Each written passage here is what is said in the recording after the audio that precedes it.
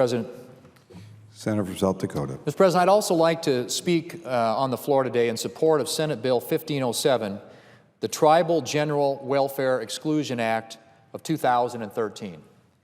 I'm a co-sponsor of this bipartisan legislation, which passed the House of Representatives earlier this week.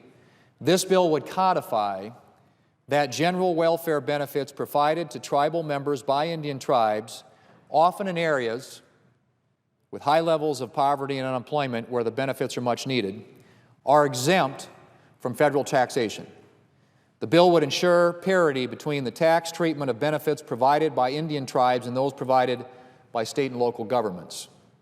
While the Internal Revenue Service has issued guidance on this issue, further action is needed to ensure that our tribal citizens are treated fairly with regard to taxation of certain tribal welfare benefits.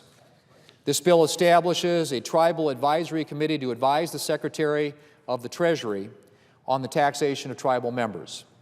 There is bipartisan amendment with support from the National Congress of American Indians and the U.S. Chamber of Commerce.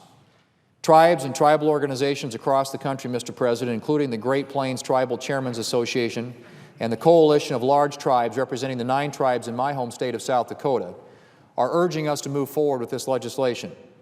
The Joint Committee on Taxation has estimated that this legislation would have a negligible impact on federal revenue.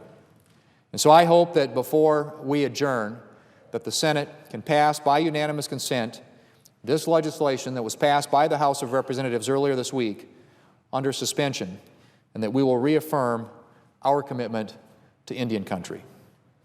Mr. President, I hope we move this legislation, move it quickly, and clarify once and for all this important issue. Mr. President, I yield the floor, and I suggest the absence of a quorum. Clerk will call the roll. Mr. Alexander.